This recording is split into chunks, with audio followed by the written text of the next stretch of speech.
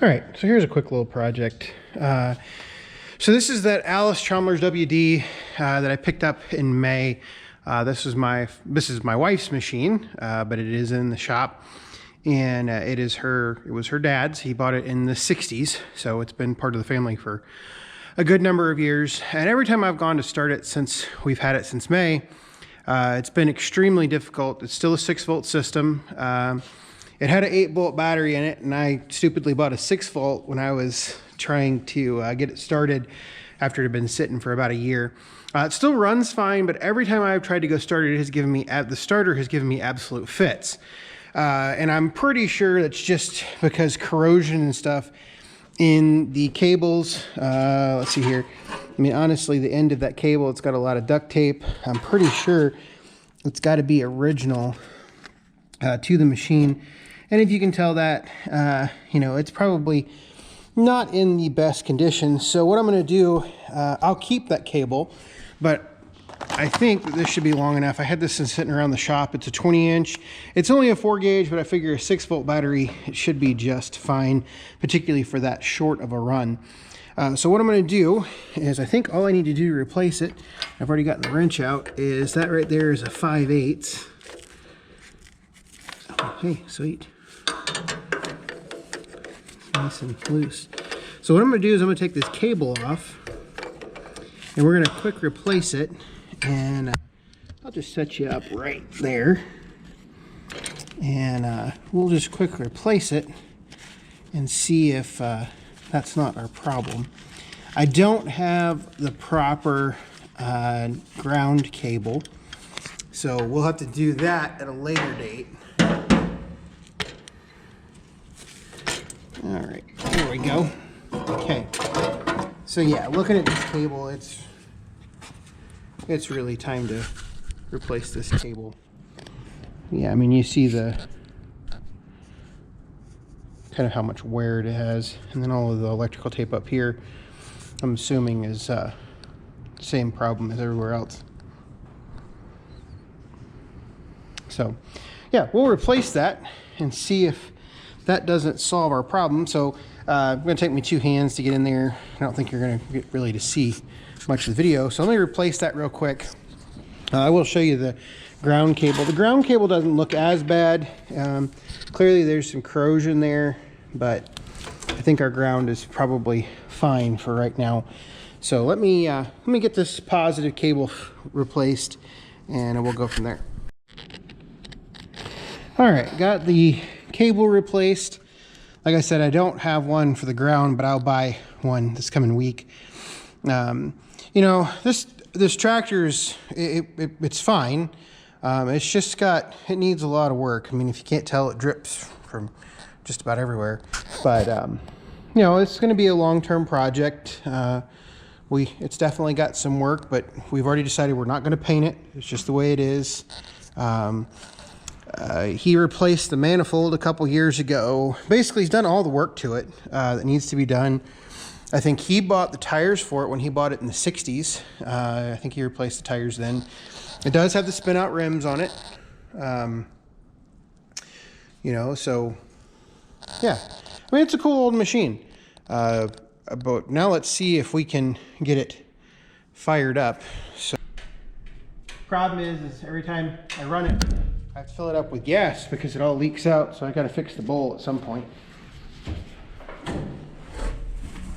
All right, let's see here. It is out of gear. Ignition is on. Throttle is good.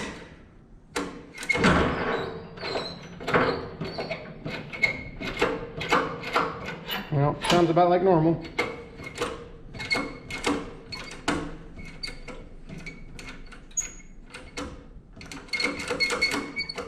I think it's a problem with the starter.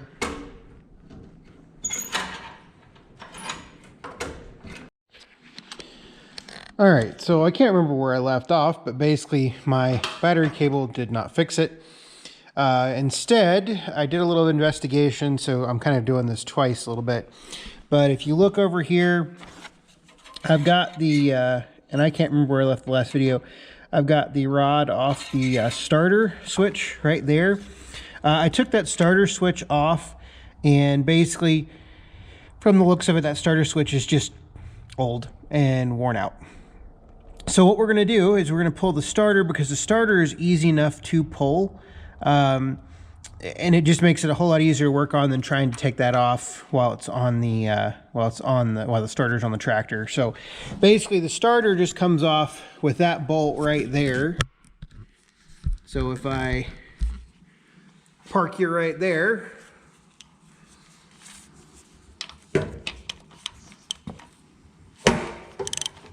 like I said, I'm doing this twice, so once it's loose, it's just basically, this bolt right here is basically a pointed bolt to basically locate the starter. And so you see like that. So basically it locates the starter in there.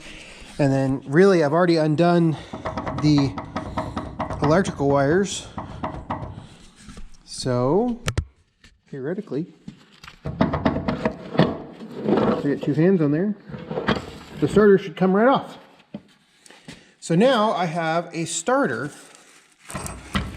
Now I did notice this when I took the starter off the other day. The starter is very, very oil covered, so I'm guessing if you look in there, we already knew we had a rear main seal leaking, which we can kind of tell on the floor. But that's a project for another day. Not for right now, because we also have the front seal is leaking as well. If you can look down there in front of the wheels. But for right now, I am actually going to switch gears a little bit while I have this off. I'm going to go ahead and, well, I got the starter piece right here. So that looks very similar. And then I also, because the fuel has leaked since we got it home, I went ahead and bought a set of gaskets. I don't know if they're going to fit, but we're at least going to try it. So I'm going to do a little fuel system maintenance here real quick and see if I can't. I think some of it's leaking out of, I probably just need a new bowl, but I was going to try the gasket first because it just leaks from everywhere. So I'm going to work on that, and then we'll come back and work on the starter. All right, got this filter bowl gasket replaced, and I think I can tell why it might still continue to leak. If you look, evidently over time, the bail here on the bowl has warped the sediment bowl housing. So probably need to go find a new sediment bowl. But now that we're done with that, I'm not going to worry about that until I put gas in it, and we'll see if it leaks, because I don't have a spare sediment bowl assembly, but I will certainly, if it does leak, what I'll do is I'll go ahead and take this sediment bowl off. That way I can find the proper replacement. So now we can get back to the starter. So here's the new starter part right here. And all we have to do is just take and break these screws off and swap this plate over right here, and we will be set. So let me get set up to do that.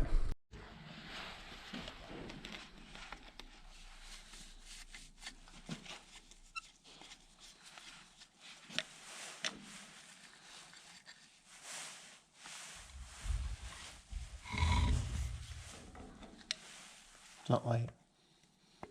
What? It's not light. No, I was just trying to get so the camera can see. All right, so now you take that off. So now what you've got to do, you just take this off right there. Or those little pieces are going to come out. That's fine. Because this one has new ones in there. That's down there now.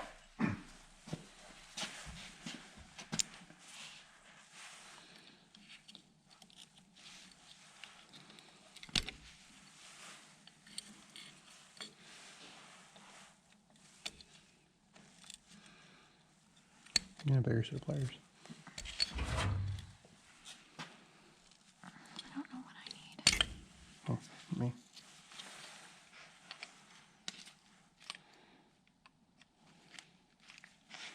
It's kind of rusted. Well, that's, yeah, I felt like it was just Okay, now try. all one piece.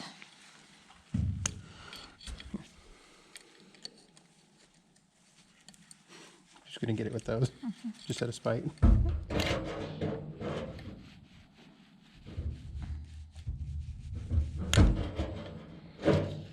Pick up the starter.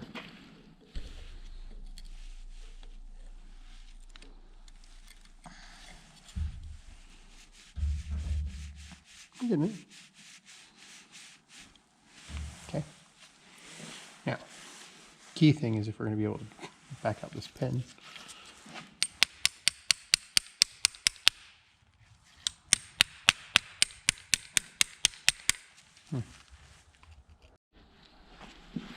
And then we got a new.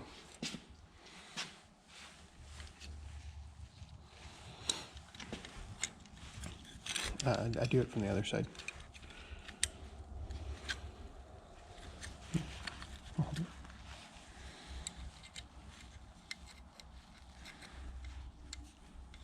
Does it fit? I don't flip it open.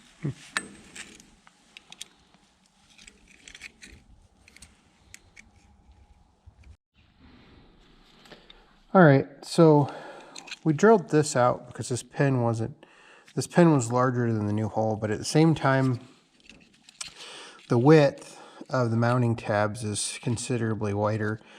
So I've got to get a new pin for this.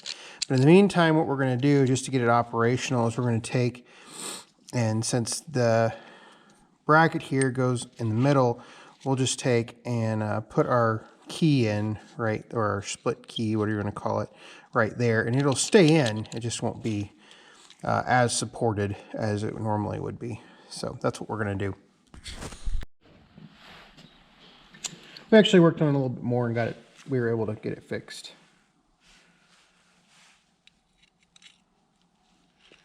Probably I can't remember which side I did. I'll hold that. I'll just get the pin in.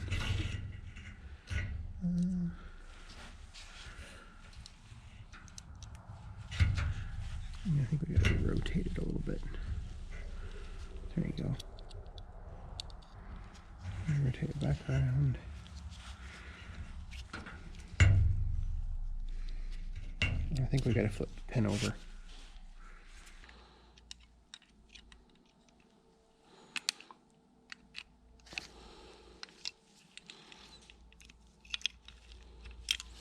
Okay, and it moves freely and it presses down. So now we can put it back on the starter.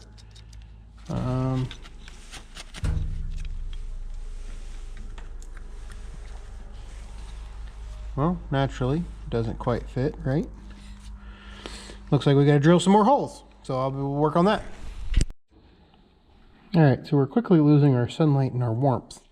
What I've done is I've loosened up this band, which I'm guessing covers the brushes. I'm not 100% sure. I've drilled out, oh, I know why it fits now. That's the old one. God.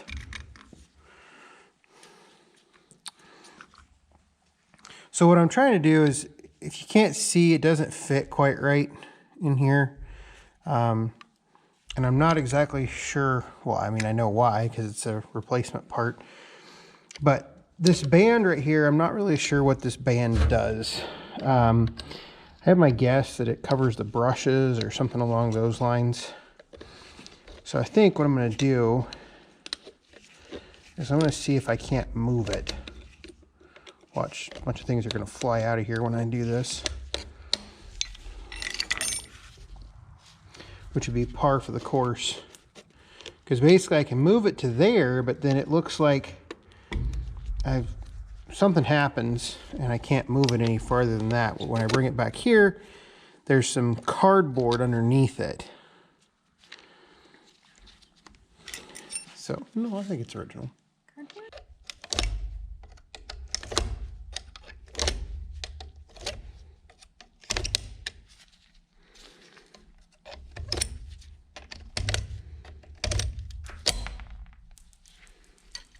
There we go. All right, now let's see what we have. So yes, as I expected, the fiber is covering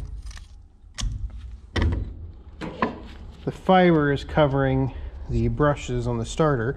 Good news is the starter commutator looks really good. So I think what I can do is I can source a new bolt here and then just flip it 180 degrees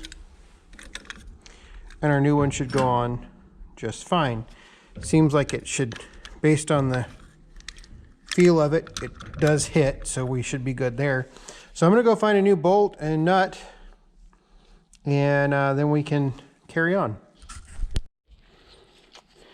All right, we sourced a screw, bolt, whatever you're gonna call it. So now what we have to do is I'm gonna flip it 180 degrees, and now the key thing is to get all of the fiber pieces back in here in some semblance of a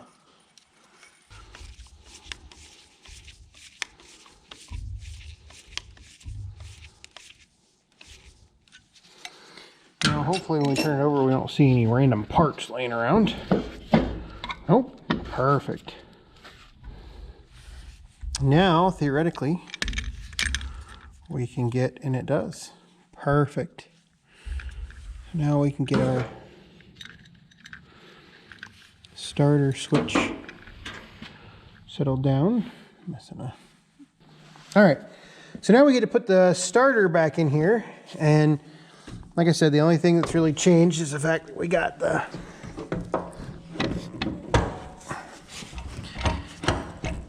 now what you want to do is you want to look, you can't really see because it's too dark, but theoretically you want to look in that little hole right there and make sure, which you can't really see, but you can use the alignment pen here and that should get us the rest of our alignment.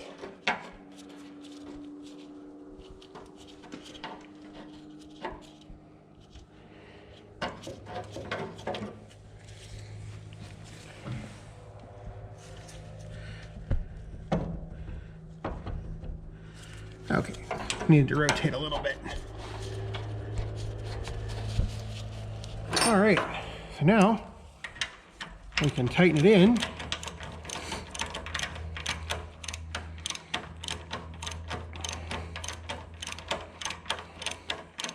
We can hook the starter lever back up and put a battery in and see if she fires up. Well, we got everything, and I think I'm going to end this video here without it running. We got everything done, and then I realized that I hadn't replaced the battery cable. Well, I came over here to replace the battery cable, and naturally, I promptly broke the head off of that bolt. So, got to figure out what to do there. I don't know the best route to get that out of there, but yeah, I think tonight I'm just going to spray it with some PB Blaster and see, let it sit here for a week or so and see what happens from there. But that's where we're going to end this video. So don't have it running, but we've got, you know, a pretty new starter switch in there. It seems to work just fine. I mean, pulls nice and easy. I can always go to a different ground somewhere. It's just a matter of where I want to go to. You know, that's not really too much of an issue. I mean, the ground is not a problem. It's just I don't want to work on it anymore tonight. So that's where we're going to stop the video. If you have questions, comments, leave them below. Thanks for watching.